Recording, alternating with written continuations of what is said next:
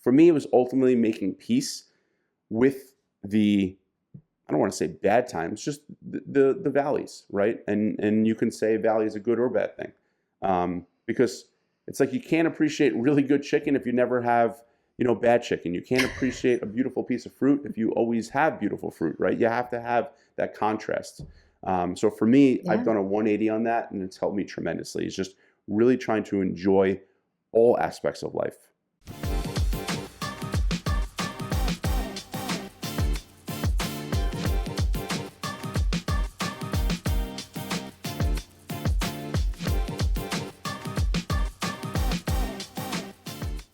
Hello, Adam. Well, best laid plans. I was just going to lead in with that. I mean, here we are. What is it? The 17th of January, 2025. Everybody's excited. It's a new year. We've got all these great plans. And wouldn't you know it, you get sick. Down for the count. What the heck, man? Down for the count, man. Down for the count. Whew. Had all Taken out. Yeah. Had all these ambitions and things I wanted to do. And for the last week, I had the flu. My son has the flu. We're just trying to survive here. And it's tricky because you start out the year, or you start out anything with these best laid intentions and all these ideas and ambition, and then you get that inevitable punch, right? That inevitable curveball gets thrown at you. Yeah. I'm sorry for you guys being sick. That stinks, by the way. Thank you. But I'm also, and I'm glad you're feeling better. I'm also glad that we're kind of getting this out of the way, because I think it's really important we demystify any illusions out there that New Year's plans are plans that are going to last forever, because they ain't. Because every good plan's going to have a kink somewhere, right? Yes. Got to watch out for those kinks. Yeah. You got to watch out for them. But they're kind of little gems. Let's crack right into it. Let's talk about why a kink in the plan is actually a great thing. What is like the number one thing? You and I discussed this. What do we believe is the number one thing that you have to get right when things don't go as planned? Yeah, I mean, just to your point, I mean, obviously the reason we're doing this podcast video is because we both believe wholeheartedly that learning how to manage these inevitable curveballs is the key to consistency, right? And that's the whole idea, because they're going to happen. Ideally, they don't happen in the first 2 weeks of January or whatever, but it's going to happen, right? So that's what we're here to talk about. So the first thing I think that's really, really important is when you're down for the count, when something comes up, whether it's being sick, a family member sick, work is just insanely busy for a week, something happens, right? Number one, you got to control the controllables. Got to control the controllables, right? So, for example, couldn't really exercise, had fever, was not feeling up to anything. But I could control what I ate, and I can control what I eat. And I think that's always a big thing for me, is like, all right, well, I can't do that, but I can control what I eat. I can still do that. So control the controllables. A little side tangent of that is like sometimes you have these dinners or these lunches that you can't avoid, and everyone orders for you, or food is just brought to you. You might not be able to control what you eat, but you can always control how much you eat. Right. So I just want to clarify, there are like two prongs to what you just talked about. One is the mindset, right? You couldn't control that you got the flu, but you could control how you dealt with yourself during that time. That's the mindset, control the controllables. And then you gave us some tactics, right? Like you can't necessarily in all scenarios control what you eat, but you sure as heck can control how much. Exactly. There's 2 arrows in life. The first arrow is what happens to you. Can't really control those arrows. That second arrow, that is where all the magic, all the wisdom, all the maturity, all the growth happens. What you do with that second arrow. Mm-hmm. Yeah. Something I talk with clients about a lot, and I have a particular client who's kind of where you are, right? Like we came into the new year, we had these plans, we were ready, we got over the holiday bumps and struggles. We're like, oh, it's in the rear view. Right. Roll your sleeves up, let's go. Yes. Now I'm ready. Now I'm ready. Yep. And then she got the flu. Yeah. And literally I was like, oh man, here we go. Here we go. So there's a couple of things that I really have worked with her on. And one of them is bank the dang wins, will you? Like, seriously, don't bank up your losses. Don't bank up what's not happening and what you're not able to do. Bank every darn win. And let me tell you Good something. model for life, She by got the a way. lot of them. Right? Like, load up, stack it, stack those wins. Like, she was right where you are, right? Like, she could not exercise the way we had planned. But I'll be darned if she didn't get out and walk every day. And bless her heart, like, it didn't matter what the weather was like. She's like, I got to move my body. And I'm like, bank it. So what if it's not what we designed? Oh, by the way, that's consistency. And I think that's a really important distinction to make as well, because a lot of people are like, well, I couldn't be consistent with my with what I had planned. All right, but were you consistent with moving? Were you consistent with thoughtful nutrition as best you could? Right? That's what we're looking for. Consistency, not doing it perfectly. Oh, there it is. There it is. So bank the wins. Bank those wins. Adam, what are your wins Exactly. during this My week? wins, eating nutritious meals. I really kind of continue to eat what I always eat. And the tricky part is, listen, comfort food exists for a reason, right? We feel we just want our comfort food. And there was a few meals where it was hard to get any food down and I knew I needed to eat. But like when I was starting to feel a little better, I went for my go-to meals, the meals that I know make me feel the best. And it's a good reminder that sometimes when we crave comfort food, that's actually when we need nutrition more than ever. And it's like the old, when we don't have time or don't feel like exercising, that's probably when we need it more than ever. Obviously, when you're sick, you can't exercise. But, so for me, my wins were eating nutritious meals. And I was also going for walks when I was up for it, when my fever was down, when I wasn't laying in bed. I was getting in some walks, short walks, 5-10 minute walks, but it felt really good to just move my body, get some sunlight on my face. Yeah, absolutely. And look at you, consistent. And then you're not having to dig yourself out of a hole, right? Like, I think that's the other thing to keep in mind. Like, roadblocks are not a reason to throw yourself off in the ditch. Right. I mean, yeah, I mean, listen, like we've been at this for 18 years now. Every single one of the thousands of success stories we have ultimately got comfortable sticking with it while being less than perfect, while conditions were less than ideal, right? Mm-hmm. That is what it comes down to. And it's so hard, right? Because we're so hardwired to focus on the losses and what we're not doing, but also just focus on like, I want it to be a certain way. I want it to be this. I want to go all in.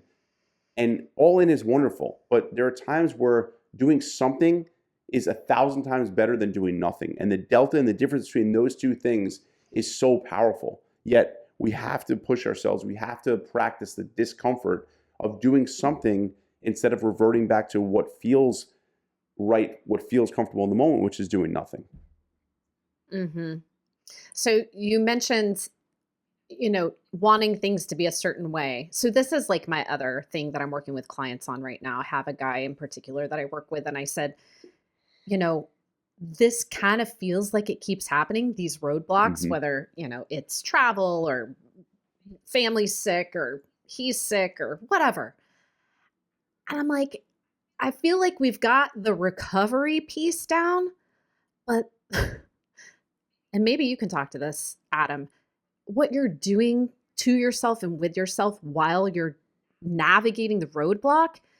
What if we just said, let me find peace in this, right? Like, and to be clear, I didn't say, let me find joy in this. Right. Let's find happiness in this, peace, neutrality, right? Because acceptance.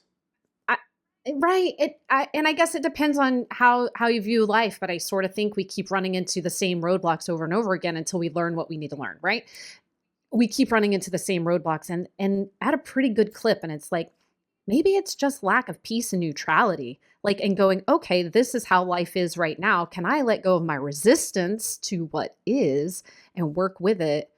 Because we've got the recovery piece down once the roadblock is over, which is pretty cool, right? Like, we've made a lot of progress there. So what about you? Like, How have you found any peace and acceptance with, I mean, this darn flu? Yeah, I mean, I struggled with for a while, just sometimes, especially when I was younger, like coming after, a break from school or a vacation or a fun weekend. And like ultimately, it was always like I would get really sad after something I was looking forward to was over. Mm. And like on the way home, or just if, like it was a Sunday night, I'm like, oh, I have school tomorrow. Like I just vividly remember.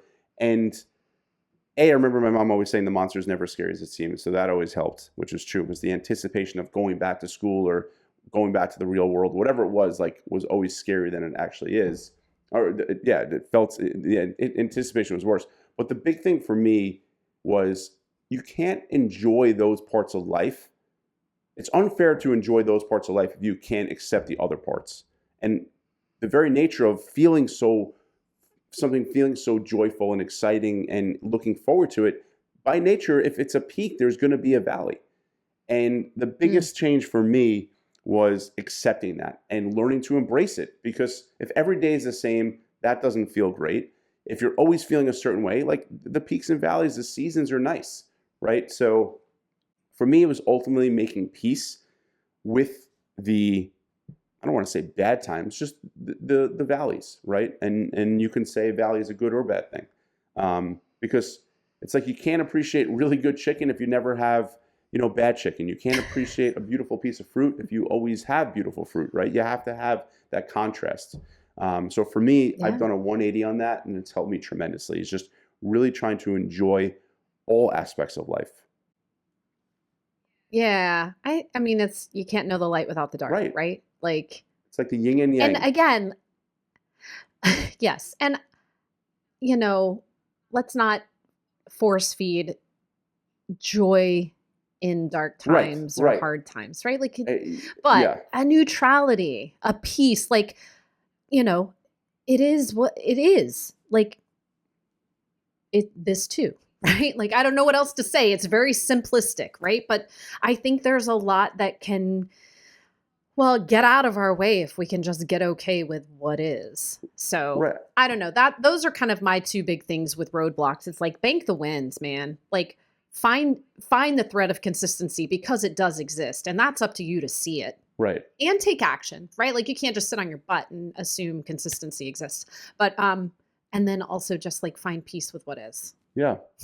It'll pass. It'll pass. Yep. So, all right, what else?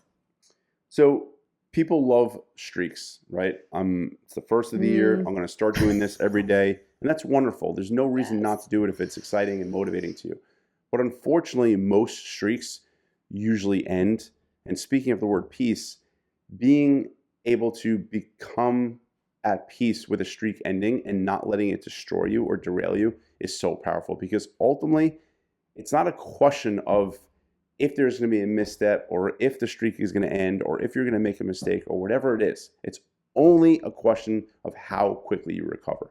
And Hmm. this is something I obsess over with a lot of the athletes I've worked with. Like having that short term memory, that's often the difference, by the way, between an amateur athlete, who's in this, a semi pro athlete, or who's right below the pros versus a pro. It's not necessarily their, I mean, sometimes, yes, their skill level is just another level, but oftentimes they're all extremely skilled. It's their mindset, it's their ability to recover. And, I once worked with a golfer, and like this guy was out of this world in terms of his skill level. And the biggest thing for him was working on a short term mindset, having a memory of a goldfish, right? Of an ant. Like you made it, you hit a Hmm. bad shot, done. All right. I don't even remember what that is. Next shot. And that's really, really hard, right? But that's something I always stress is how quickly can you recover? Yeah. You know, it's funny. I was just thinking about the daily streaks that we all listen. There's a lot out there. Like, if you engage with different apps and different tech stuff, right? Like, they're kind of shoving it down your throat. Like, Yeah. oh, you've got a 28-day streak. Um, I'm guilty. I'm guilty, Adam. But I will tell you, it's the Peloton app, but not daily, right? Like, I'm on a weekly streak with them. Yeah. And, I've been dealing with this really major injury. that threatened my streak. And I really had to work to find some peace with like, listen, Yeah. you may have to give up that weekly streak. And it has no bearing on who you are. But it's a real thing, the streak problem we have. Yeah. You Yeah. know? So I yeah, think, I don't know. yeah, no, I mean, listen, you do know, and we do know, and I think we all know on some level, we have to make peace and we have to be okay sticking with it while being less than perfect and focusing on the recovery. And I think one of the best ways to do that, whether it's a sickness or an injury or a crazy week of work or just, a decision you're not super happy with after the moment, is always focus on the facts. Don't focus on the fiction, right? The facts are you're either sick or you're at a crazy week of work, you're at an injury, whatever it might be. Focus on the facts. The fiction is all the stuff we tell ourselves, right? That's where we get carried away. That's often where I found the athletes would go off the rails, is that this fiction, oh, here I go again, or I can't handle the pressure, or like all this stuff. That's the fiction. Focus on the facts. Yes. When you focus on the facts, it helps you recover a lot quicker. So one last thing I want to throw out there. For anybody who hasn't hit a roadblock yet in 2025, it's coming. So let's take these lessons, right? Let's gear up. Also, like, this is going to sound a little nuts. Get excited. Roadblocks are times to learn and grow, right? And apply new things, new mindsets, new actions, new skills. So like, hey, the roadblock is coming. I know what I need to do. Yep. I need to focus on controlling the controllables. I need to bank the wins so that I can see the consistency that exists, right? And I need to work to find peace and acceptance with the roadblock because it's just part of life. And it makes the days that aren't roadblocks feel that much better. Well said, What do you Haley. think? I think, when my boys play really, really good basketball teams, they get nervous. I'm like, no, this is great. This is a test. This is going to make us better. This is, lets us know where we're at. And, it's like the holiday season. We were so overly excited about it because we felt it was an ultimate test for ourselves, right? And our clients. Yes. Like, that's what we want because, it helps you improve. If there's, what is it? Pressure makes diamonds, right? So Robert Ory, yes, that's right. Or bust pipes, but we don't bust pipes. There you go. So it's going to happen. All Not right. to be a downer, but get ready for it. No. And if you don't have any, keep going. Let that momentum carry you. But if and when it happens, we're here for you. And just now you have a little game plan. You've thought about it before it happens. Yep, absolutely. All right, Adam, keep feeling better. Hope your kiddo feels better soon. You guys out there listening and tuning in, please take good care of yourselves. And, get pumped for the roadblock. It's going to grow you. And until next time, take good care.